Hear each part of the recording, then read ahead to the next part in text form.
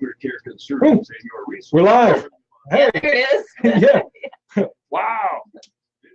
All right, we are about to go live. Ooh, I need headphones too. Yeah, me too. Got my flag up.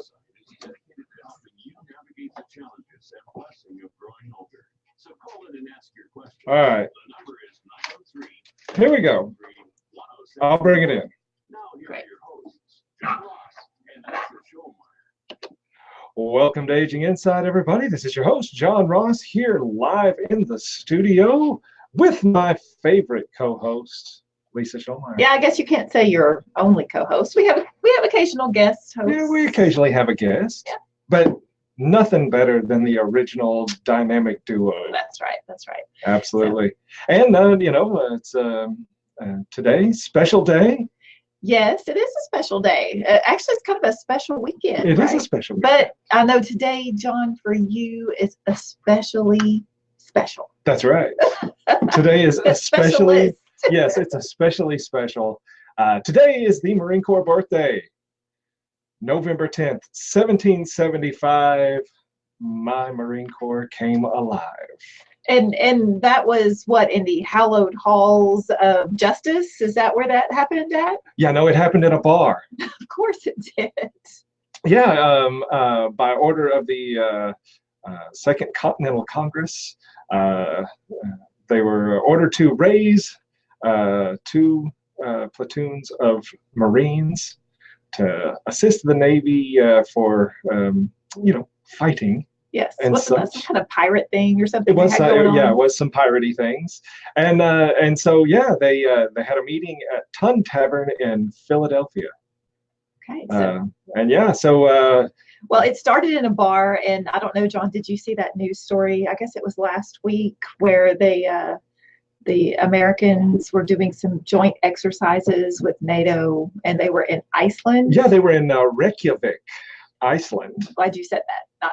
But they were. Just don't ask me to spell it. Right, they were in Reykjavik, Iceland, and they have 7,000 American servicemen participating in those joint exercises. That's right, and Reykjavik's a big town. I mean, it's the capital city of Iceland, the country. Right, it's the capital of the country. It's a big town. This is not like it's not a Texarkana, right? It's a big town. Yeah, well, I mean, for Iceland. For Iceland. but yeah, no, I read the story that they ran out of beer. They did, yes. In the whole capital city. Yes, the Marines drank Iceland out of beer. Yeah, they should have laid in some better supplies for the weekend, and they knew they were coming. Yeah, clearly had no concept, and apparently the locals were quite impressed by this. Well, and one of the stories I read said that the Marines were open to many of the local brews and the craft beer, but reading between the lines, John, Here's what I think happened. All right, tell me. I think that, as the Marines plowed through whatever is kind of the Budweiser of Iceland, there's going to be some pretty mass-produced beer that every place has got. Sure.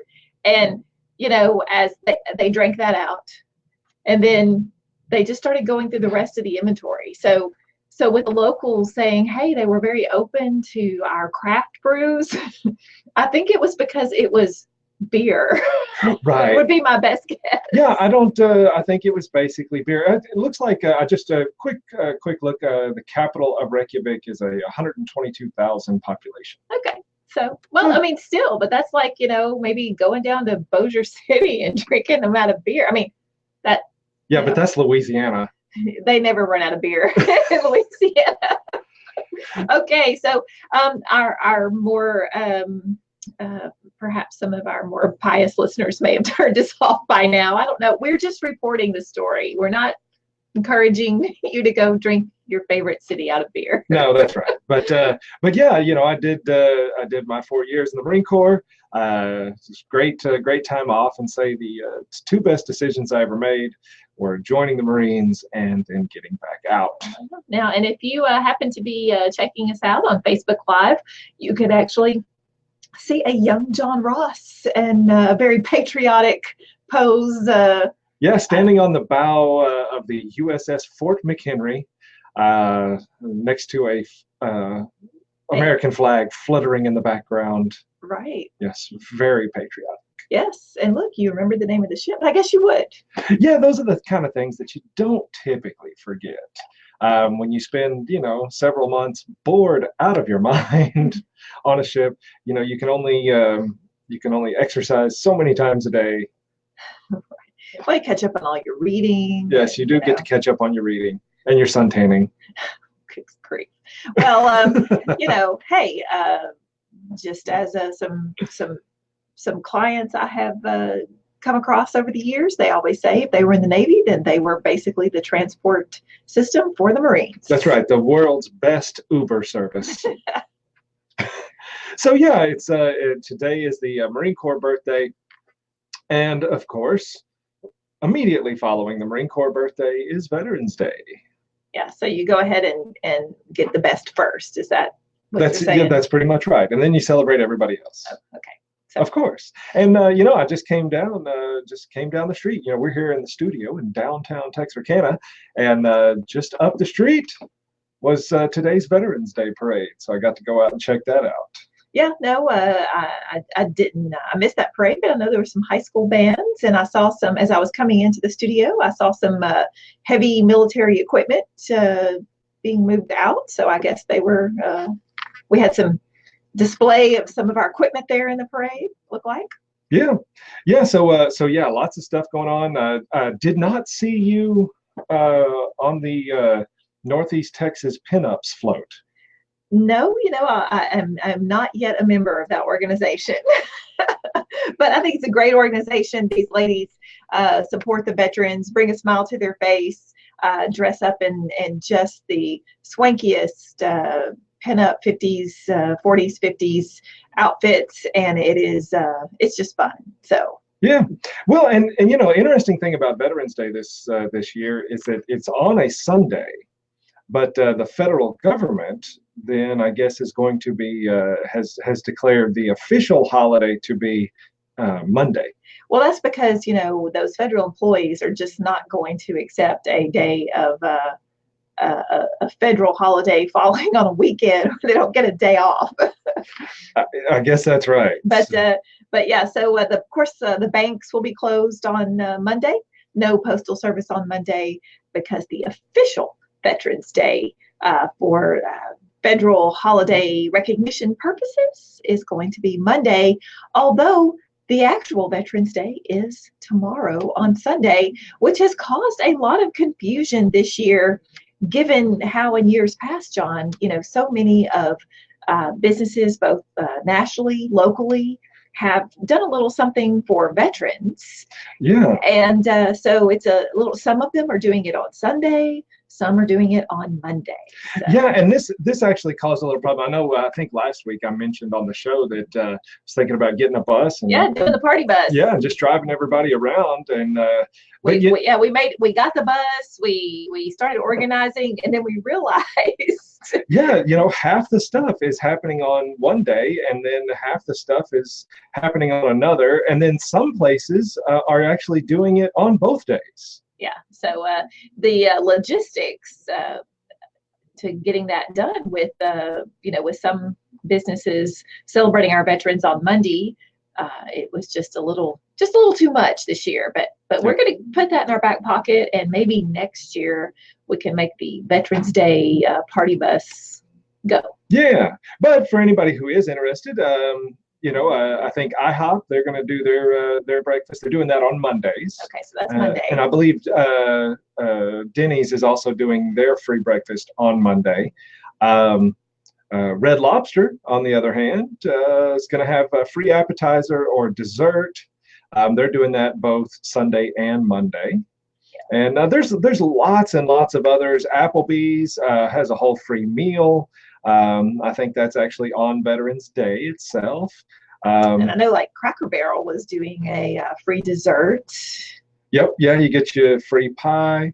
Chipotle, buy one, get one free burritos. I mean, there's just all kinds of stuff out there. Yeah. Dunkin' Donuts on Monday, it looks like. No, November 11th. That's tomorrow. That's tomorrow.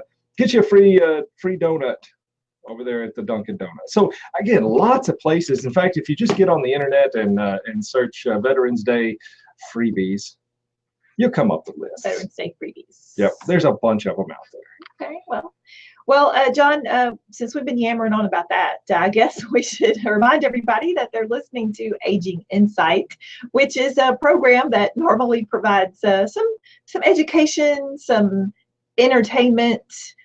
They call that in the business some infotainment. That's right. But we're coming to you live most Saturdays. Most Saturdays. But we're on the air. It takes a little money to come on the air, so just want to make sure and give a shout out to our sponsors. That include Texarkana Funeral Home, Red River Federal Credit Union, Cowhorn Creek Estates, the Barnett Agency, which I'm sure Jay and them are pretty busy over at the Barnett Agency with the Medicare enrollment going on right now. The Derrickson Memorial Hospice, Reunion Plaza Senior Care, and Heritage Plaza Senior Care. So if you do business with these folks, let them know you appreciate their support, because I know that the Texarkana Funeral Home reached out to us this week and checking on their sponsorship, and so if you like this program, make sure and tell the folks that you do business with that you do, because they want to make sure that people are listening out there, and that they are getting some information, and that their sponsorship is good for our community and good for the seniors. So yep, that's exactly right. And speaking of Texarkana Funeral Home, they were one of the sponsors at the law school lunch program this week.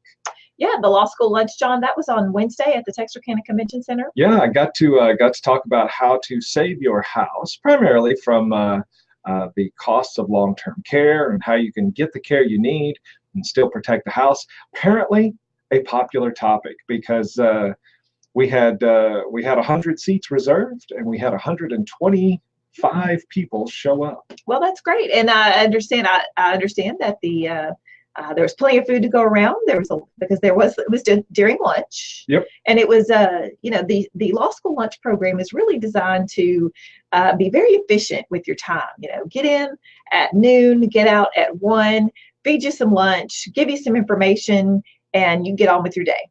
That's right. And so the next law school lunch that won't be till after into the new year, John. Yeah, I think was it late January or something? Yeah, early February. We'll let you know though. But it is we're done with the law school lunches for the year, but we will definitely announce our next one, and I think I'll be talking at that one. And I'm actually speaking several places this next week, but generally speaking, not anywhere in our radio listeners' viewing area, but at least for anybody that's maybe watching on the Facebook, I'm going to be down in Palestine on Monday. I'm going to be speaking to the Cherokee Retired Teachers Association in Jacksonville on Tuesday. And then I will be speaking at lunch in Kilgore on Thursday. Okay, so all over East Texas. Yeah, and I'll be hurrying back from Kilgore to get back to the Alzheimer's Alliance candlelight ceremony. If anybody would like to come, that's a beautiful little event that we hold over at Williams Methodist Church over there on Moore's Lane. Beautiful little ceremony where we honor the folks that we have lost over the years to Alzheimer's, and it's a great little event. So if you're a caregiver for somebody with Alzheimer's, if you have lost somebody to Alzheimer's, would certainly encourage you to come out and just light a little candle. And it's a great little program. I believe it's going to be at 5:30, and it usually lasts about 45 minutes. So it's a pretty short event, but a great way to show your support. Well, all right. So a busy week coming up, John. So and of course, I'll be leaving that event for another event, won't I, Lisa? Well, I hope so. Because Lisa Shoalmire vying to be the celebrity conductor for the Texarkana Symphony Orchestra coming up. That's right. So.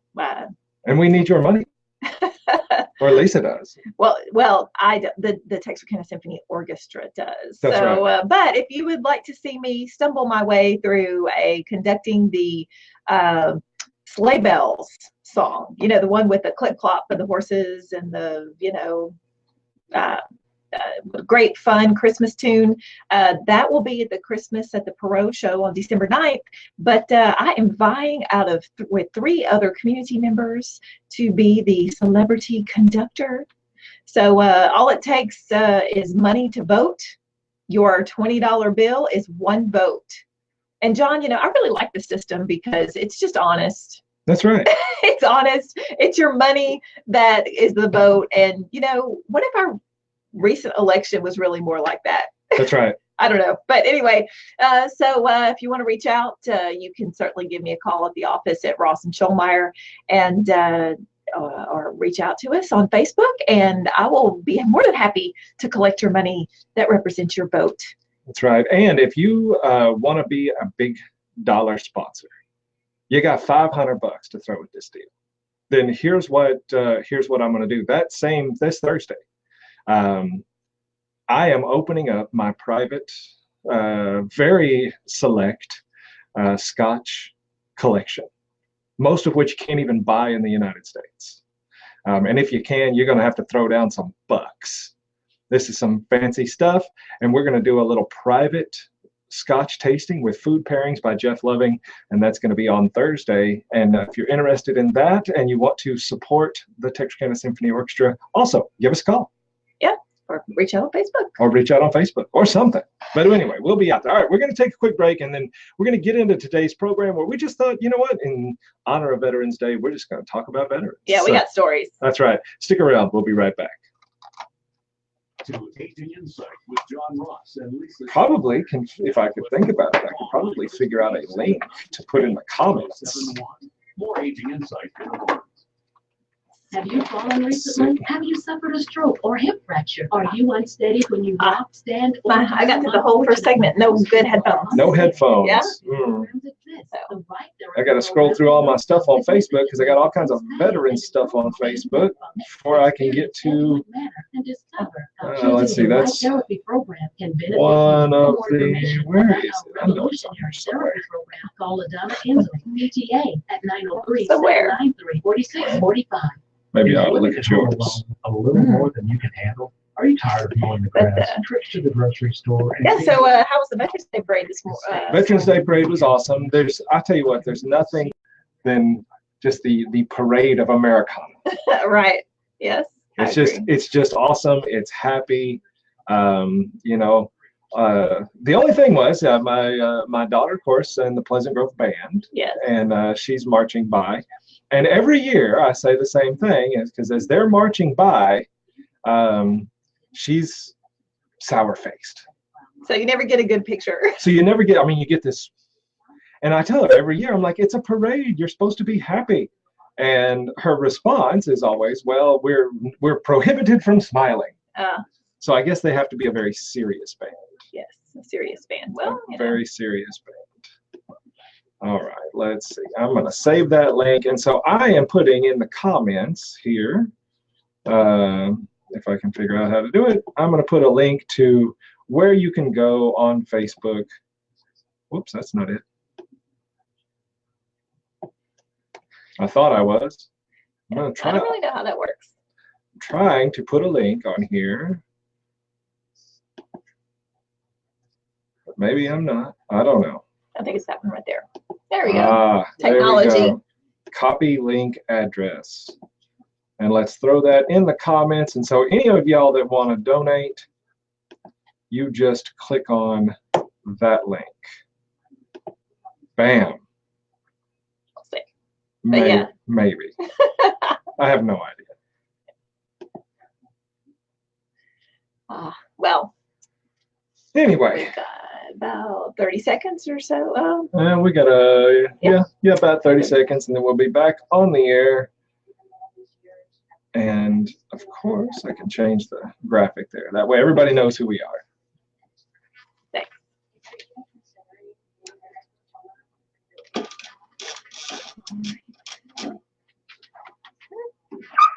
There we go. Now, I've got headphones. It's going to work.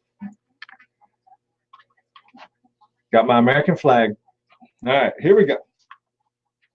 Have a question? Phone 903-793-1071. Now back to Aging Insight with John and Lisa.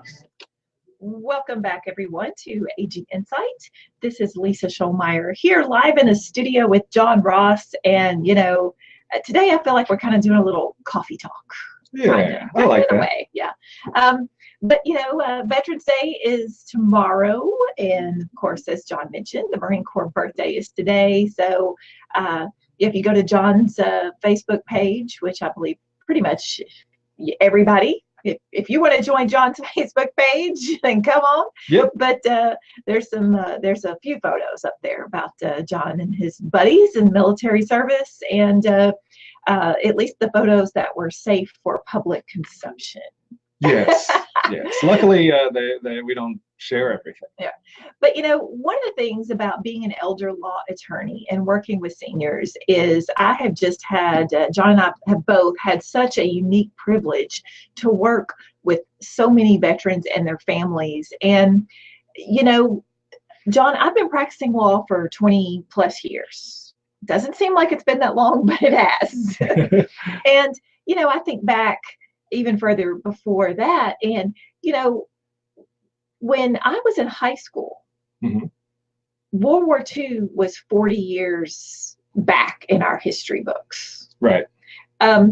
And now it's and so those 20-year-olds were really just entering into retirement age. Right. And so my grandfather served in World War II. Lots of people had because everybody served in some capacity. Yeah. In fact, every 1 in 3 American males was at that time frame was a World War II veteran. And those young men came back from the war and built America as we really know it, because the boom of the 50s and 60s and so you're coming into the 80s, and I remember I just didn't really give it much thought because first of all I was a dumb teenager. Nobody really thinks about history as a dumb teenager, and all those World War II vets are just retiring and enjoying the retirement life. But John, it's been nearly 40 years since it has then. And in fact, the 100 years since World War I. Yeah. So we do get a few World War II vets every now and then, but I'm lucky to have practiced law for the last 20 years and have actually really gotten the privilege of chatting and catching some stories and really appreciating the history and the roles that these men served. So, just. Yeah, it's fuzzy. Yeah, it is. It's pretty cool. And the neat thing about that is kind of the way I've always looked at it is when you talk about a legacy that you leave behind, those stories really are the legacy, particularly of these generations and their struggles and what they did and their little service. And so much of that is lost unless it is shared out there. It's why, for example, when I had the opportunity, I brought Mr. Davis on the show twice. Yeah, he's been on the show twice, and I know visiting with his family, they said, Mr. Davis is well into his 90s. He is, and served the entire length of World War II. His family said he hasn't talked about his service until very, very recently. That's right. And so today, Lisa and I are going to tell a couple of the stories that we've got over the years from different veterans. And of course, if you'd like to share one of your own, you're welcome to give us a call. The phone number is 903-793-1071. You can call us once we get done with the news break here. We got another half hour of show, so we'll have plenty of time to tell some of our stories, and certainly if you would like to share any of yours. Oh yeah, I'd love to hear some. Yeah, just give us a call. So it doesn't have to be us running our mouths the whole time. Right. So we would love for you to share with our listeners on the radio stories from your family members, or maybe your very own story. So it'd be great to have some of these veterans call in. Yeah, hey, if it's a good enough story, we may just put you on the air sometime. Bring me on the radio. That's right. All right. So we're going to take a break for the bottom of the hour news break. Stick around. We'll be right back. All right.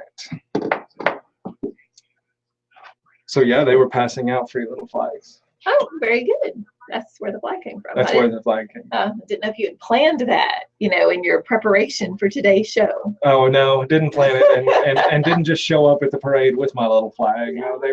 They were nice enough to be passing out the flags, and I also have pockets full of candy. Oh, good, yeah. And somebody went all out because they were chunking Reese's. What?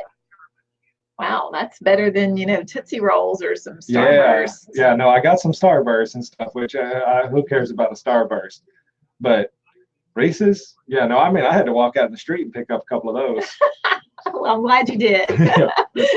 Risk life and limb getting run over by whatever. I saw one of the. I'm sure it's got a name, but some big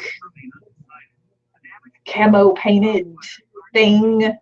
Mechanical tank. It wasn't a tank, but it was some kind of something. Yes, it was on. Was it on wheels? It was a yes. That was a wheeled amphibious vehicle.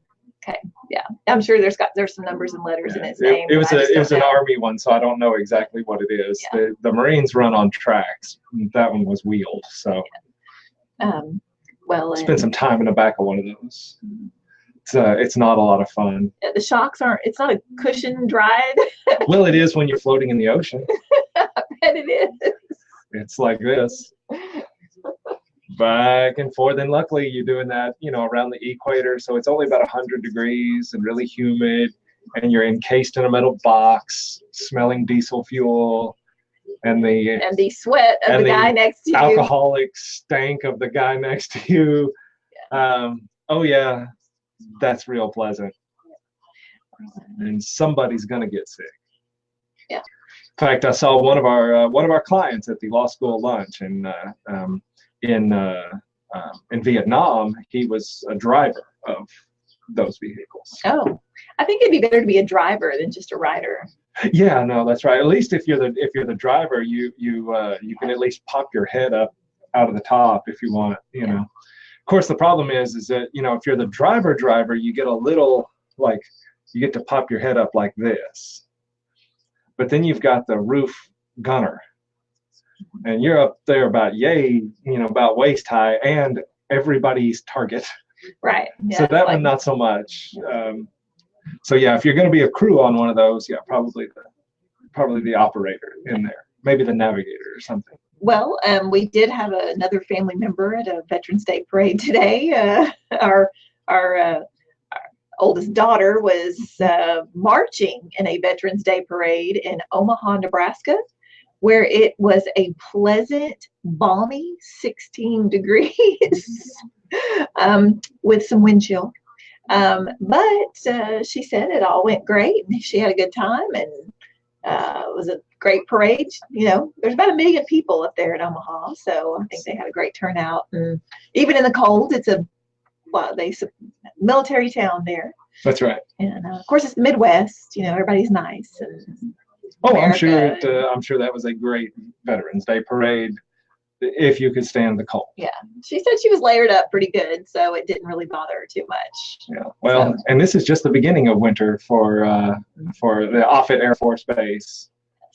So. I bet it gets a lot colder. Anyway, but got that one in. Yeah, so good stuff with the veterans. Like I said, I always enjoy this time of year. My Facebook has been piled up with former Marines posting pictures and being very proud of their service.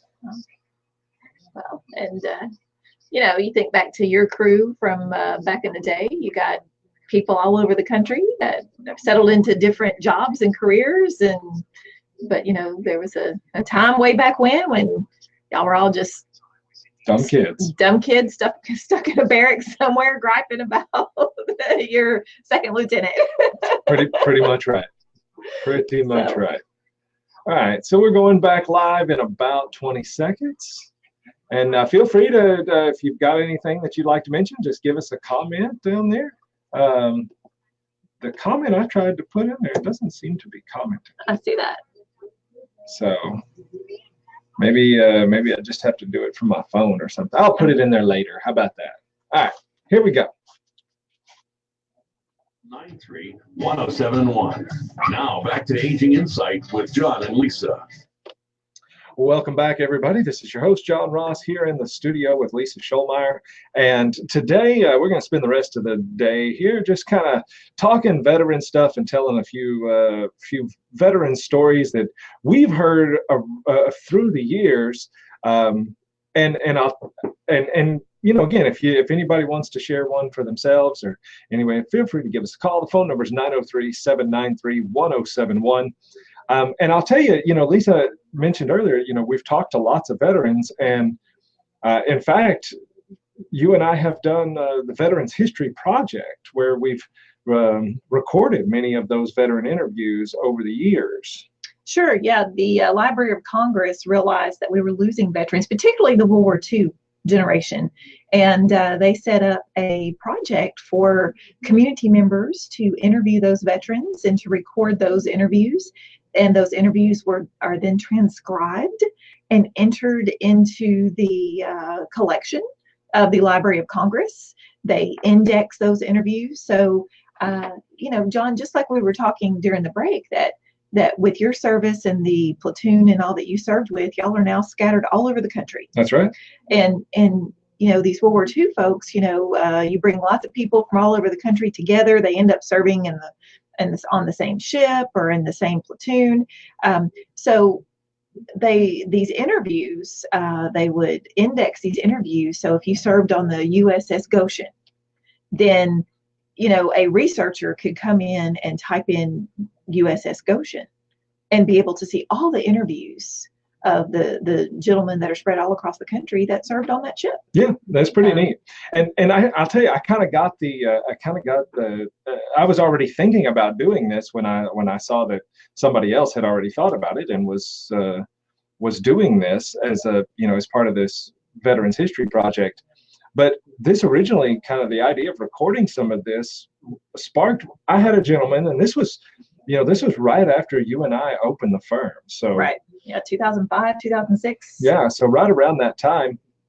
And I had a gentleman that came, his wife had a stroke. She was facing nursing home care, and he was looking to, you know, get her qualified for Medicaid benefits without going broke and protect some of their assets. And anyway, he was a World War II veteran. He was a door gunner on planes flying over Europe. Right. It was I can't remember the bomber. It was but it was the bomber with the little bubble in. That's a different one. Oh, excuse me, that's a different story. No, that's a different one. No, so this guy was shooting out of the side of the plane. Oh gosh, a door gunner. Okay. Yeah, an actual door gunner. He's shooting out of the side of the plane, and it's a large 50 caliber machine gun that he's firing.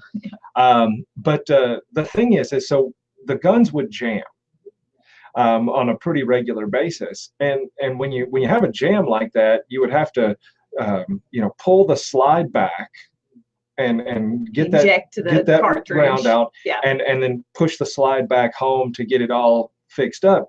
Well, the problem is when they built these original 50 cals, that little handle was about an inch long and about the diameter of a pencil.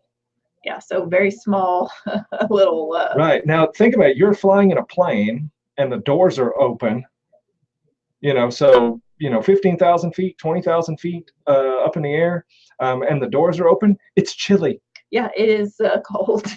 And so they would wear these wool gloves, but then they would wear these big, thick gloves over those.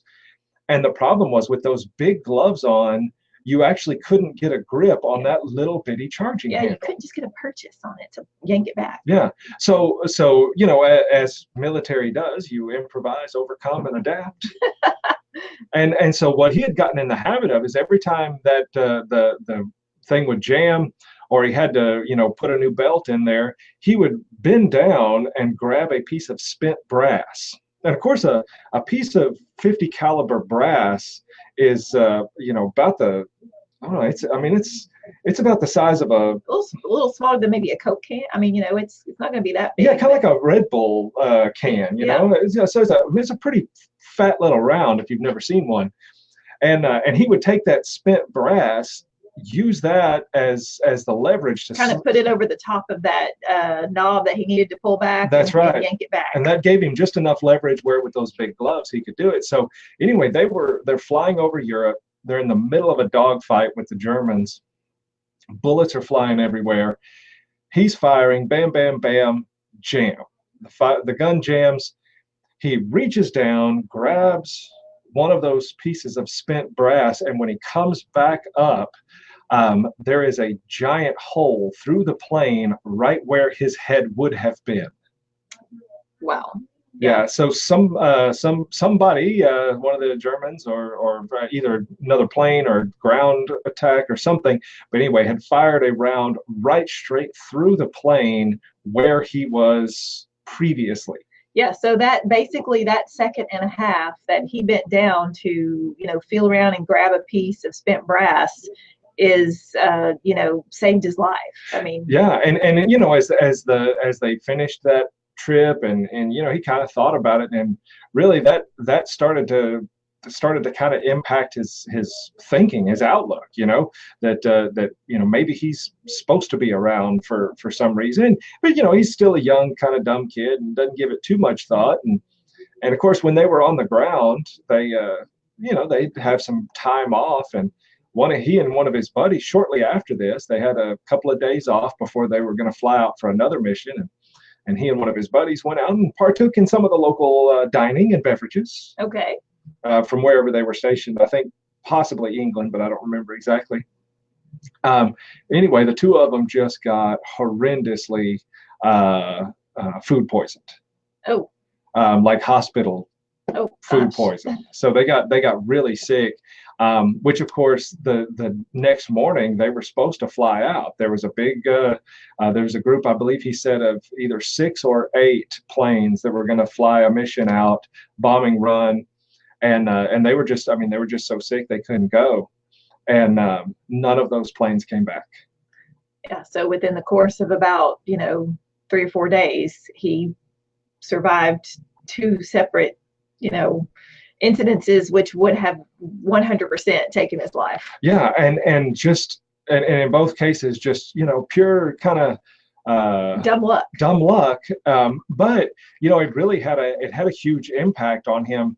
So here I am, I'm talking to him. It's 50, 60 years later. He still remembers this like it was yesterday. And anyway, finished helping him out, got the wife qualified for Medicaid benefits, did a little estate planning for him to make sure, in case he died, the wife would still be good. Wife ended up passing away. I helped him with that part of it. And then a couple of years later, he passed away. And I actually had a meeting there at our office with his son and daughter. And I said, I visited with your dad when we were helping with mom, and then when mom passed, I visited with your dad again, helped him with some of that. And I said, and he told me this story, and I kind of briefly relayed the story of that jammed firearm and bending over and the bullet going through the plane. And I said, I've told this story so many times now, just at different veteran programs and things like that. And yet you're telling it, just kind of reminding them of the story, thinking they had already knew all the details. That's right. And the daughter just starts bawling, and she's just crying her eyes out. And I kind of was afraid I said something wrong or misspoke or something. I didn't really know what was going on. And come to find out, she had never heard the stories. In fact, I'm not sure how many people besides myself had heard those stories. But, because of our shared military service, and because, he was dealing with his wife, and I guess he just felt comfortable enough in opening up with me and telling me about some of that stuff, things that he had not actually even told his family. Yeah. And I, on the one hand, I was grateful that I got to hear it, but it got me thinking, it's a shame that I'm the only one carrying that story around. Right. Yeah. Which is why I tell it every time I get a chance. Yeah. So now we have a lot of other listeners that have now heard that story. That's exactly right. But that's so common, especially for those World War II guys and all. Most any vets who participated in active war service. It's just not something they usually talk about a lot. Especially those World War II guys, they came home, they're just supposed to be grateful for life and keep on trucking, which is what a lot of them did. And so they didn't share those stories.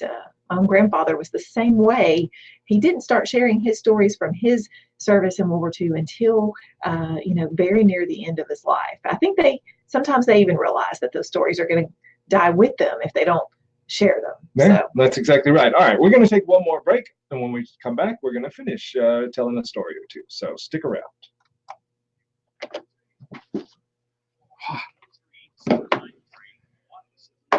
Bill, what is his name, Bill? Yeah, I was actually trying to remember. It was Bill something. It was Bill something. Green. No, I was thinking it was a B, but I just don't remember. Yeah. I could look it up and see pretty quick, but just don't have that. But anyway, very neat. Yes.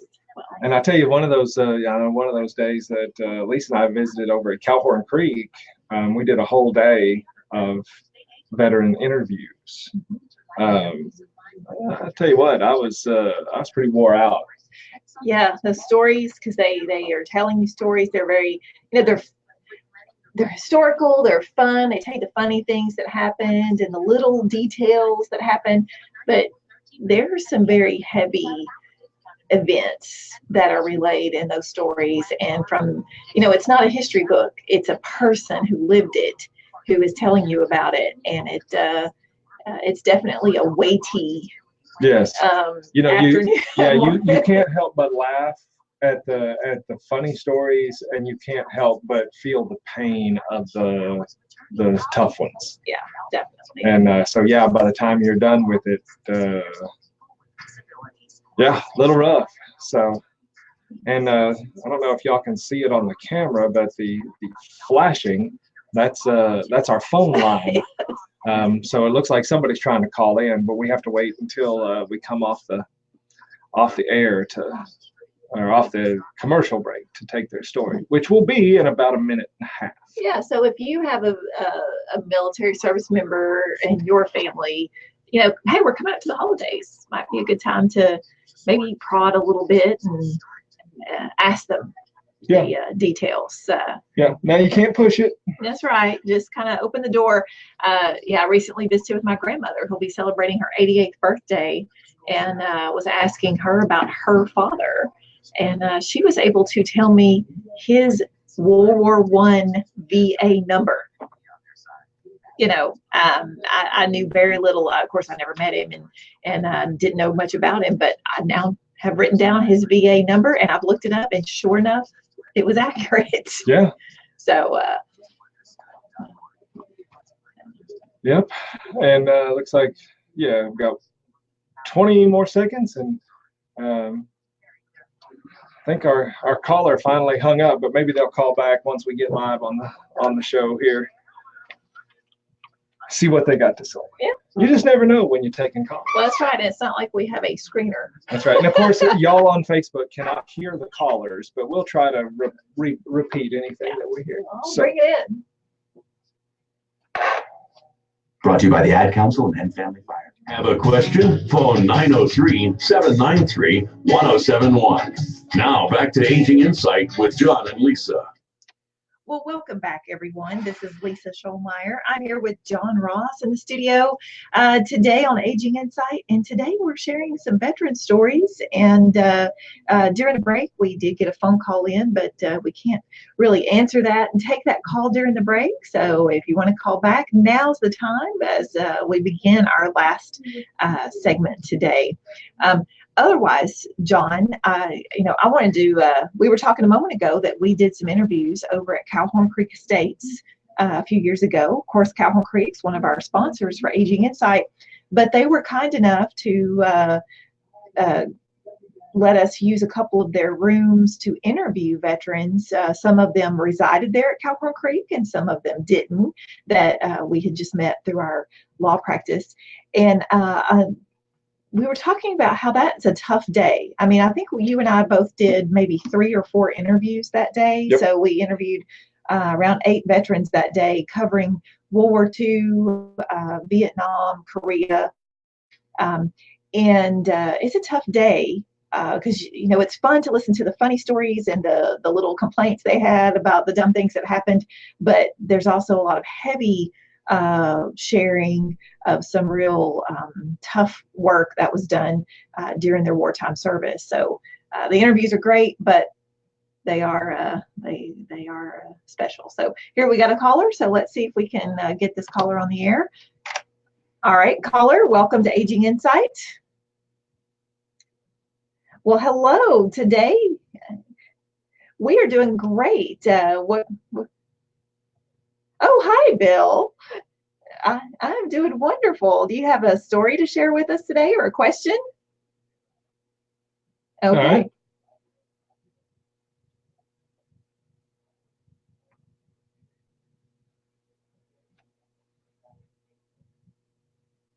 Okay, I'm not familiar with that.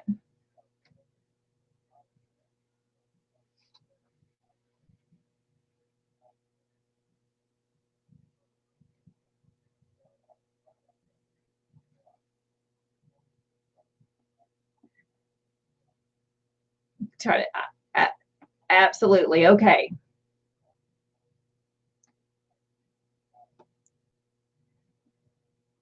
Sure. That's a fan.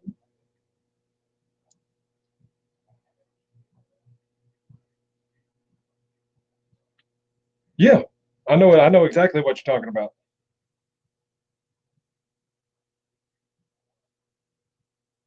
Ah,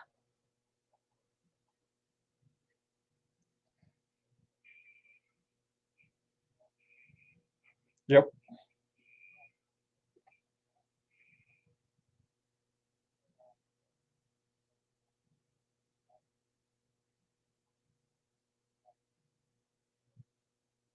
to drive. Yeah. I see. Well, you know, those are the kind of tactics and survival skills and response that it was war.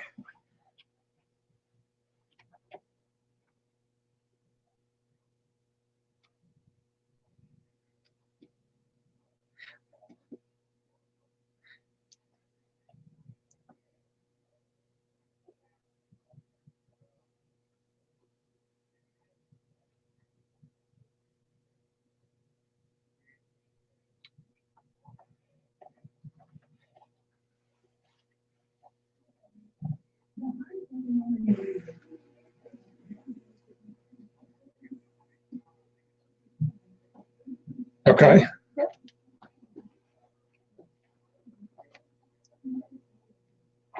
Okay.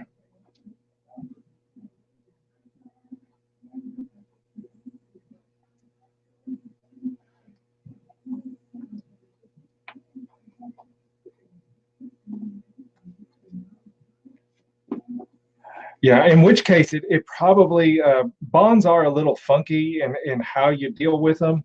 Are they're in his name? Is he the okay? There's a you can actually go to the website for the bonds, and U.S. Treasury. yeah, it's the U.S. Treasury, and they've got a whole series of things on how to collect a bond in somebody's name. And y'all actually have the paper bonds? Okay. Yeah. So you'll have basically 2 options. One would be to go through the Treasury directly and follow their instructions. The problem is that usually means sending those paper bonds to Treasury, and now you're entrusting the U.S. mail with all of that. The other thing would be if it is a substantial amount, then it's probably worth going through the effort and maybe having her or somebody appointed as the executor of the estate or administrator of the estate. Even though it's been such a long time since that was never done, you could still do it. That would give you the court authority to carry those up, and then the bank has to pretty much pay attention to you at that point. Yeah, no problem. Anytime.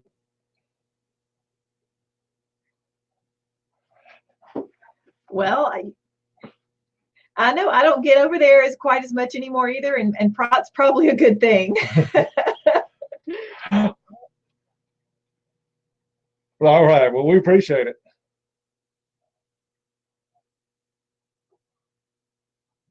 All right. Wonderful. Thank you. Thanks. All right. Have a good one. All right. Yes, no, that's one thing, when we're out and about in the community, there's just all kinds of folks we come into contact with, and, Bill's good guy. So I'm so glad to hear from him.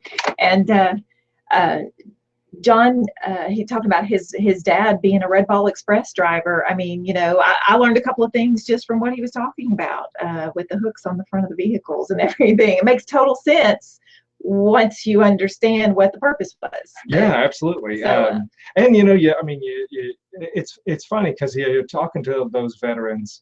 I was in the infantry, and when you're in the infantry, you have a tendency to make fun of everybody that's not in the infantry. Okay. Yes. That's just kind of that's the inter service sort of thing, right? But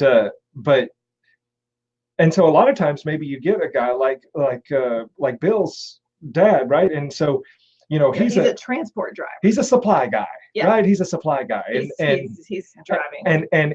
And I can't tell you how many times talking to one of them, and they felt personally like their service was somehow less worthy than maybe the person that they're delivering those supplies to.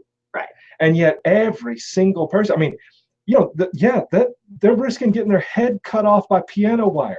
Yeah, to get sea rations and gasoline and ammunition and everything you need. And that little 3-pack of Pall Mall cigarettes that they used to put in the MREs back in the day. Yeah, well, hey, whatever it did to keep morale up a little, right?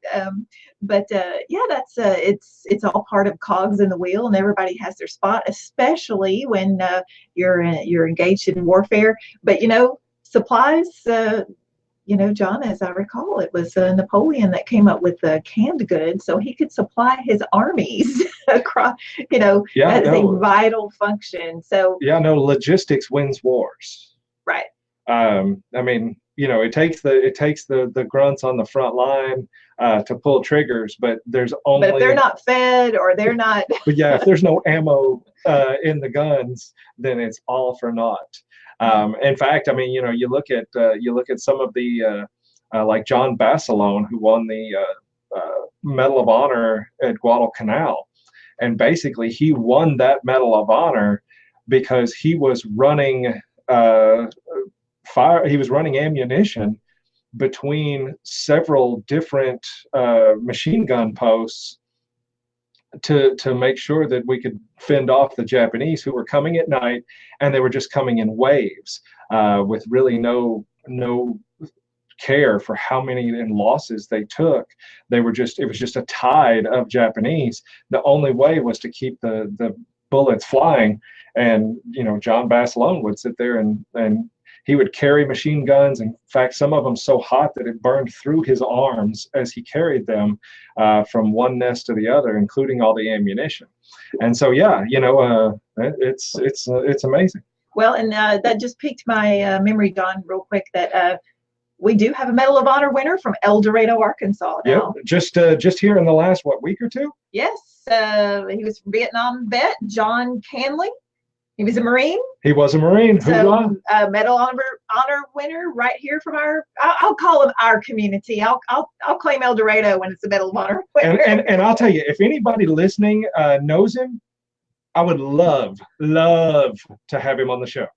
There you go. There's the challenge. So yeah, if you know him or you know somebody who knows him, you get in touch with him and you say, hey, you need to come and tell your stories on Aging Insight. I would love to have him on here. Yeah, that would be awesome. So thanks for indulging us today as we celebrate Veterans Day. And we will be back with you live next Saturday. We'll see you then. Bye-bye. And we'll see y'all then too. Yeah. Bye.